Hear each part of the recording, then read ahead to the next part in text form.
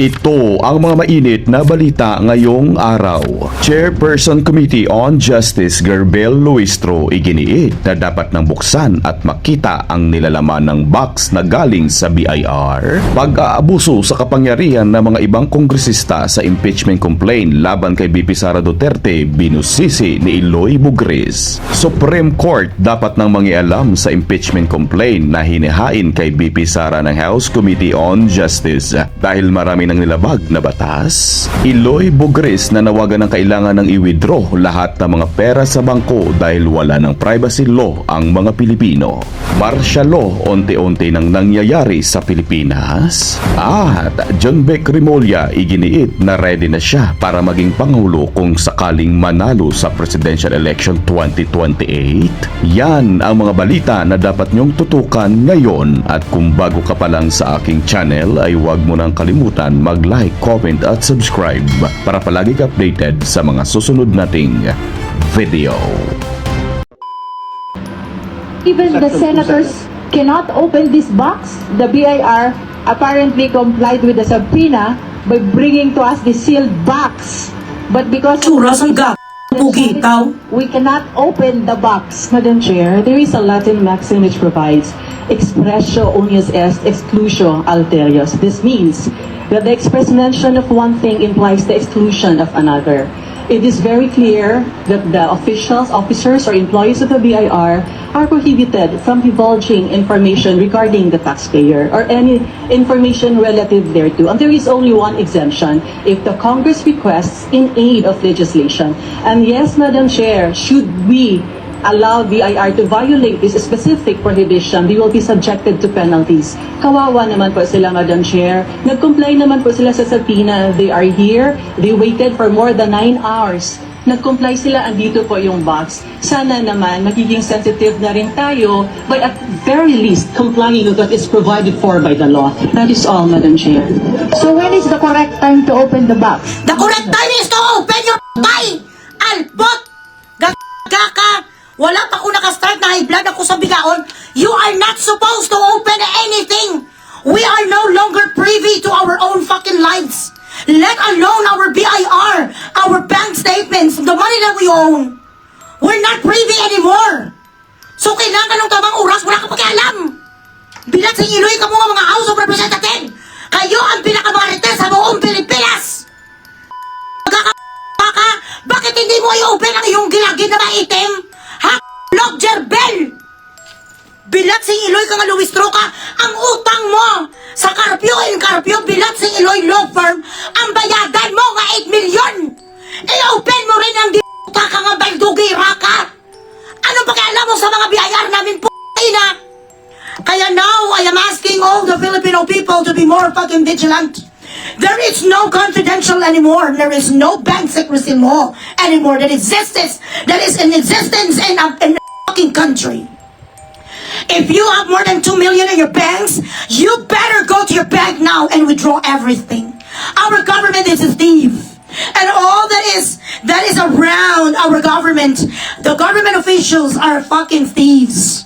You do not want to wake up na wala na kayo makukuha bilang sa iloy sa bangko, pinagrapan nyo, naka-away ni Gerbel! Porkwa pa na meron tayo bank secrecy law?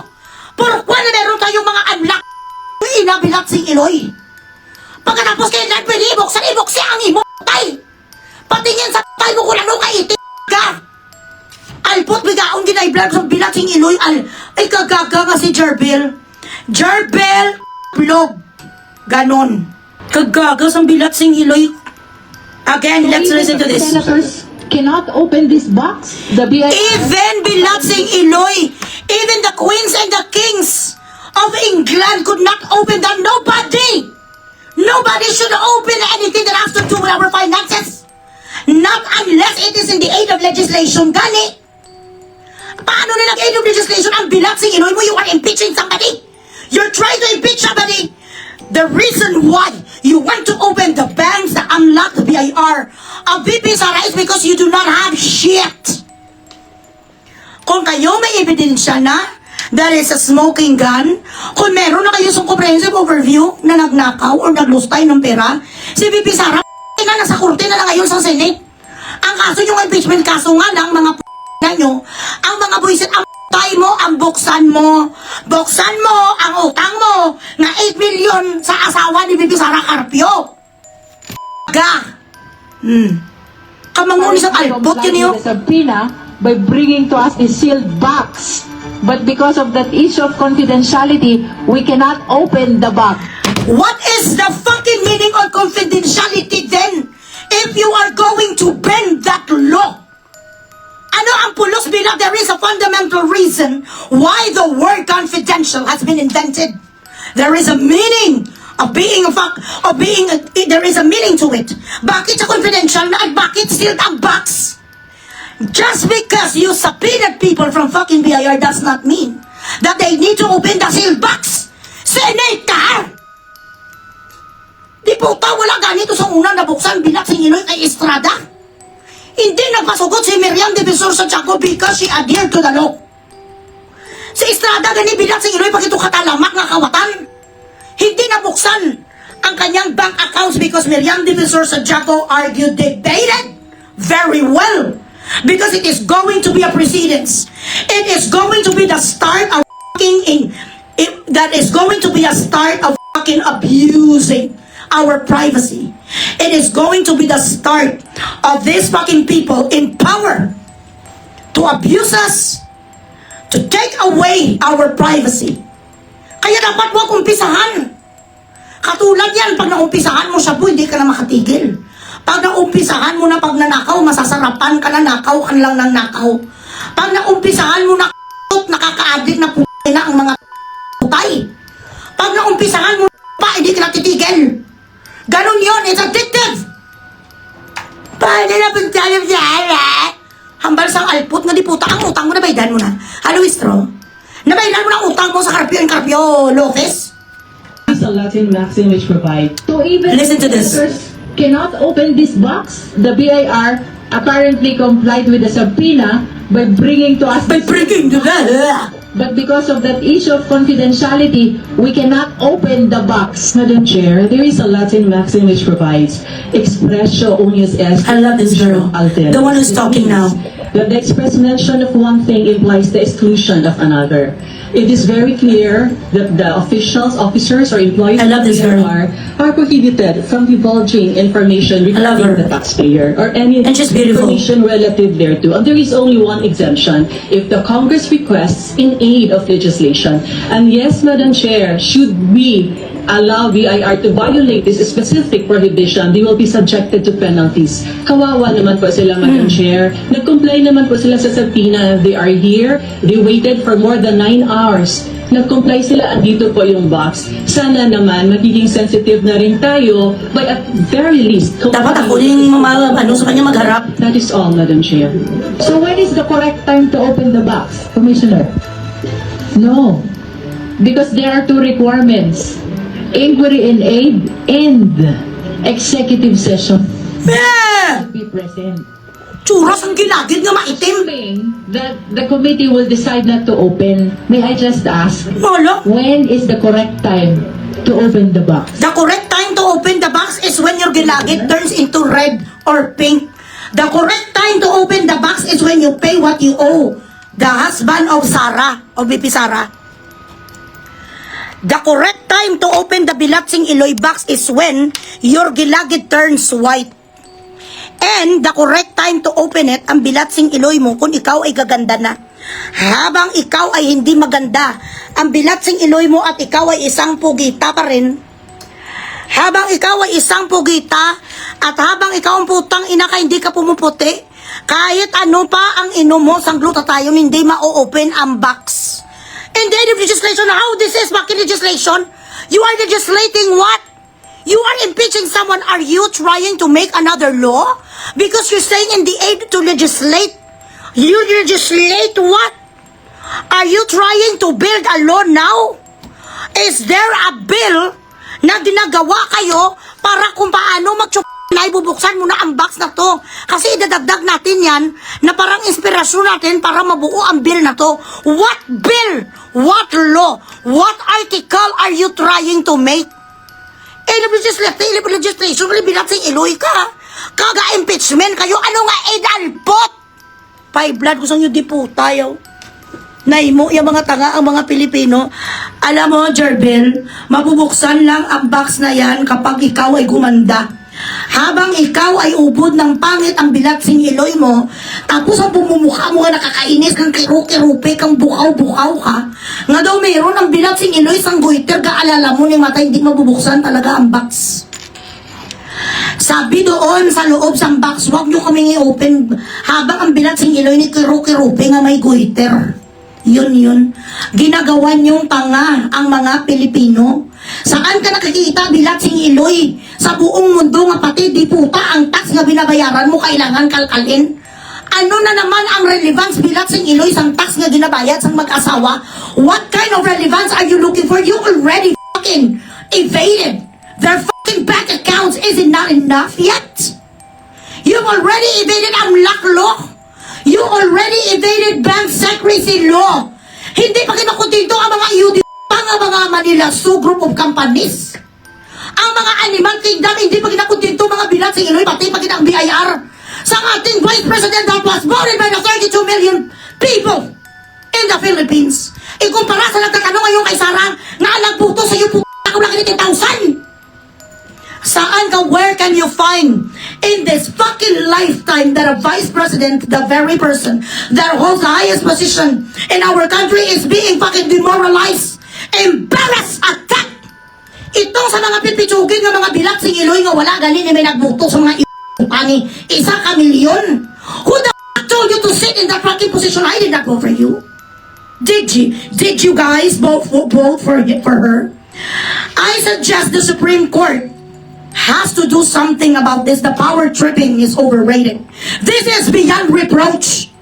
Cases like this, the Filipino people, the public should fucking engage.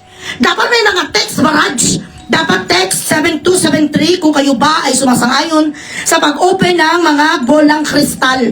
Dapat ganun because we have to also be engaged because this is about our country. The country should not be run by fucking people who are apparently anacondas. Bakit sila ang nagdesisyon kung ano ang dapat mangyari sa ating lugar? Bakit hindi nyo pinapa-involve ang mga Pilipino? Text 7172. Are you in favor in opening the box and bank statements? Dapat ganon ibutuhan. Mag-text, malaking kikitain puta sa Smart ka Globe. Why are you not letting the Filipino people get involved with these critical things that is going on right now to avoid bias, to avoid being partial? Why?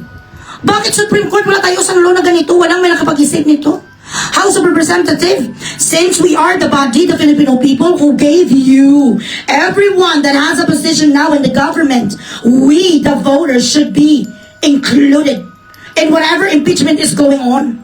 Bakit hindi kami included? Hindi kami ang nabuto sa inyo. Correct?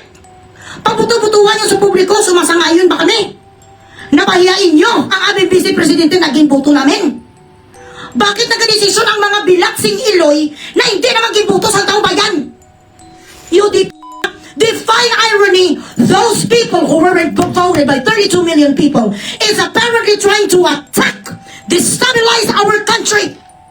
Sila ang gumagawa ng kababuyan sa ating lugar. Saan ka man nakakita? Hindi kilalang mga tao, 100,000 lang ang nagbuto sa mga bilaksing iloy. And yet they have the right now na para ganyanin ang Vice Presidente na maraming tao ang nagmamahal. Nasaan ang hustisya? Ano nga klase patakaran, di puta? Dapat, dear Supreme Court, Department of Justice, if you are indeed balancing the pendulum of the clock, we should have this kind of rules and regulation that every time there is an impeachment, and we have to decide if one office official should be kicked out or retained, holding the infractive position in the government, the Filipino people should get involved. We should vote. If we voted for them to be the president, vice president, senators, whatsoever, in the event that they get to be impeached, we have a say. We should have a say. Correct? Bilatsing Iloy.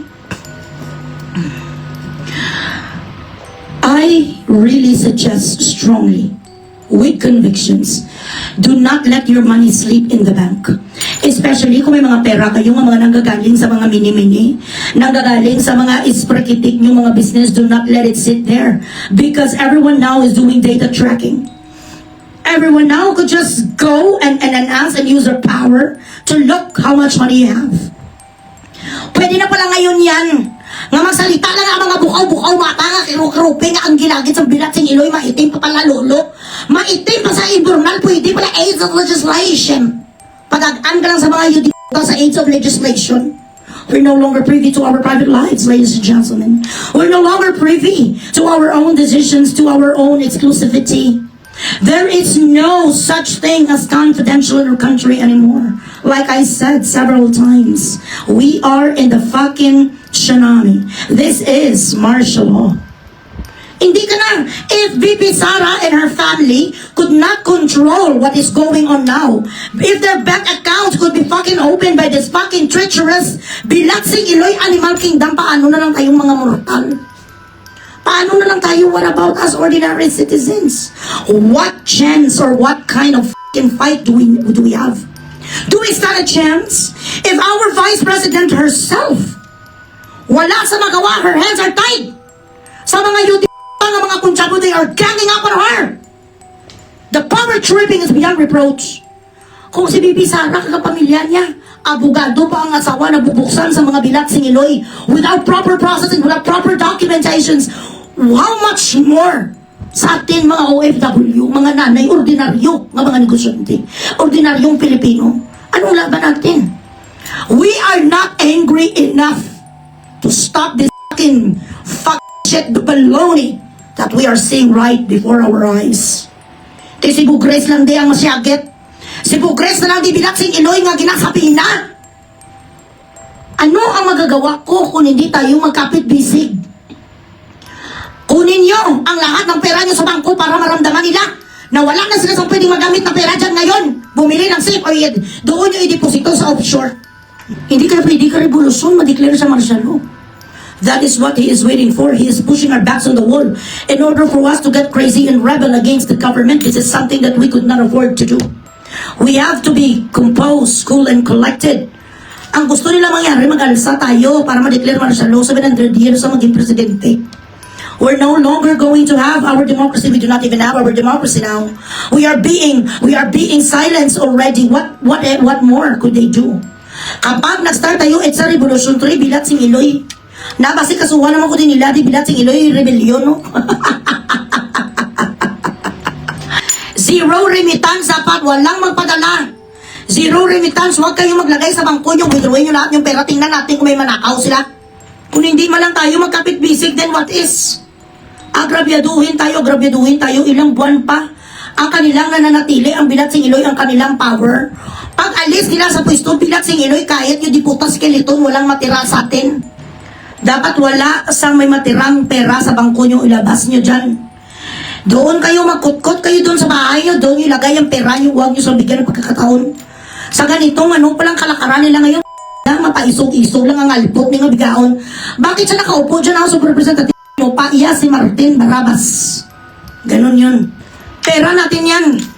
Ang Bangko Sentral wala na naman, akala nyo. Wala naman dyan nagatigil nga pera sa mga bangko ng mga branches natin eh. Do you think BDO has a vault for all our money? No, it goes to Bangko Sentral. Who has the fucking access to go to Bangko Sentral? Those people who are in power. Akala nyo hindi kinukuha pera natin, yun pa. May pera ka nga bilatsing Iloy sa account mo dito, digital, physically wala na.